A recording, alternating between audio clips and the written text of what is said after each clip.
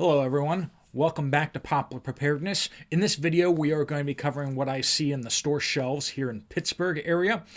So we'll be going to Walmart and seeing those pictures. First we're going to dispel a couple of myths or fears that I'm hearing in some of the comment sections about what the situation in Eastern Europe at this time might be meaning for what's going to happen immediately in the future. I want to tell a few things that just can't happen. Before I get into that, two quick bullet points. First bullet point, if you are a praying person, please be praying for the people of Ukraine. Please be praying for the military. Our hearts are with them in their defense of their country at this time, and the tragic loss of life is something that we pray will come to an end quickly, and that they will have their country still.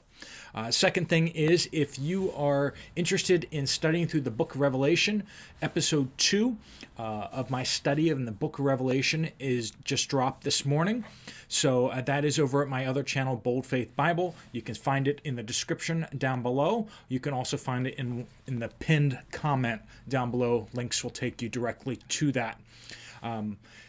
So those myths I want to dispel. First thing is, some people are saying that basically the Red Army is going to roll right out of the country they're in right now, and they're going to go right into the next country, and unless they're stopped, they're just going to keep on going. That's not the case at all. These guys do not have the logistical supply to do that. Also, their troops are getting battered around quite a bit. It will take them, and this is like the best case scenario, 6 months at the very least to rebuild, rearm, regroup, and to retrain and to replace combat losses. So that's not something. It's not like they're going to take this country and then they're going to roll into the next country. That's not how this is going to work. Even if they were intending to do that, they physically could not do it. I've said before that they have put all of their mainline combat units there. So those are the units that are getting banged up right now, and they will not have the capability of moving into another country. Second thing is, the reason why they were able to invade this country so easily is because they had it completely surrounded.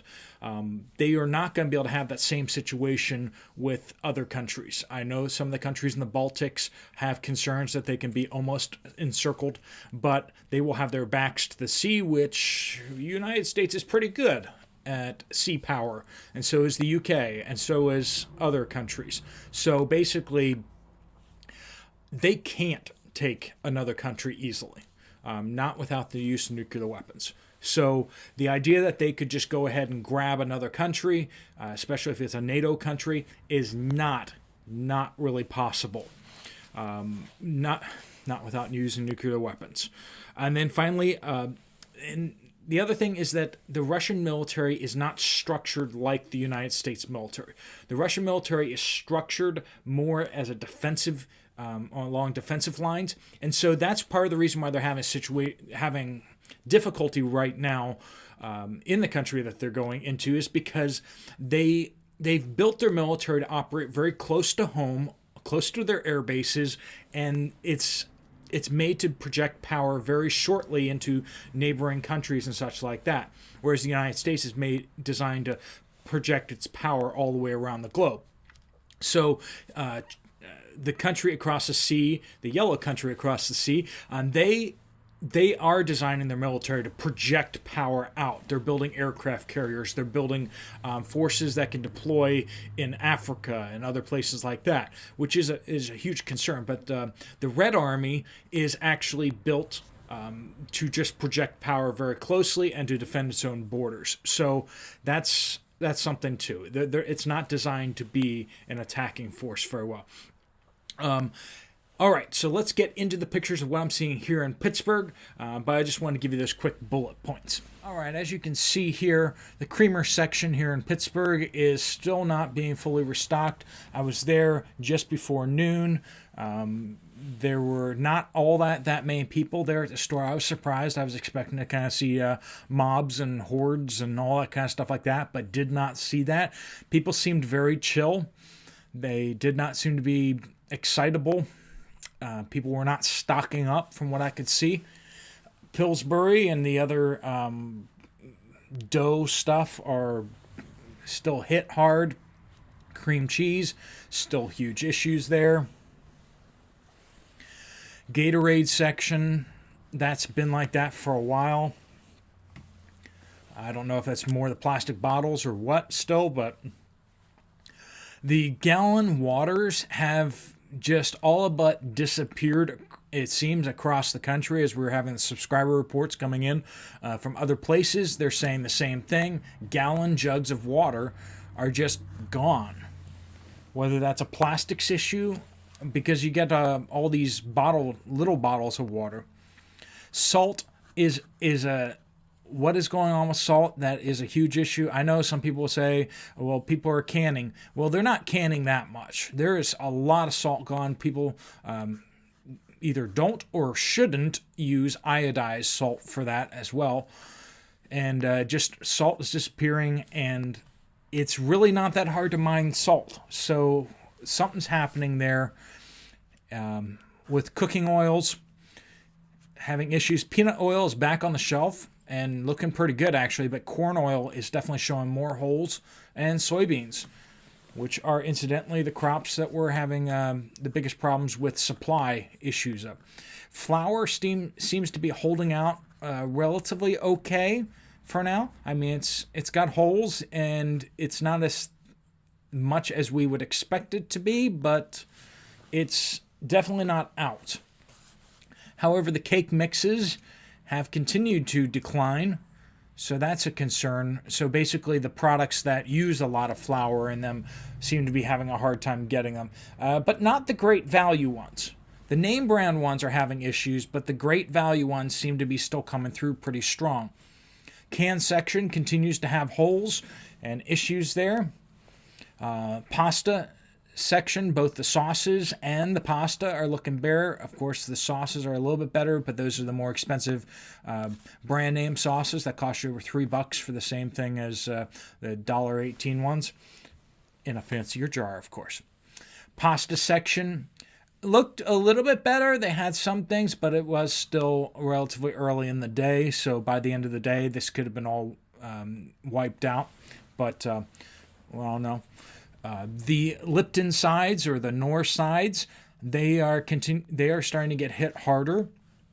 Before, they were looking pretty good, but I think people are looking to pasta alternatives, and they're going after those Knorr sides. This is the chicken section. Not good. Lots of holes in the chicken section, particularly in the chicken breast. Rice seemed to be all right. I guess one of the big takeaways that we're going to be saying from today is that the panic buying really doesn't seem to be kicking into high gear here, at least in the Pittsburgh area. Maybe it has in your area, but people just really didn't seem to be stocking up. There wasn't a sense of panic in the air. People were just, like I said, super chill. Mayonnaise continues to have issues. They redesigned this whole dry creamer section. So I don't know if they're having issues getting that stuff, but they're spreading it out, and I think they shrunk that section a little bit too. Hostesses and the snack cakes continue to have issues. I don't know if that's a flour issue. Frozen foods continue to have holes. Certain products are just gone, and they're just not being restocked nearly as fast as they ought to be. And Walmart's not filling in those holes, not just moving more product over there or moving new products on the shelf. So they anticipate getting that eventually. So that is what the frozen food section looks like. I want to introduce you to some of the newest members of my family. These are my new chicks. So down in my basement, I got them under the heat lamp, and I wasn't planning on getting them, but I was at Rural King, and they're 25 cents a piece, so I got them anyway. Hopefully that works out. So I have one hen left from my previous batch.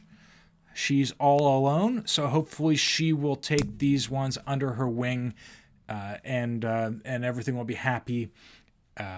But if that hen does not cooperate with these, she may find herself in some soup. because she hasn't been laying recently.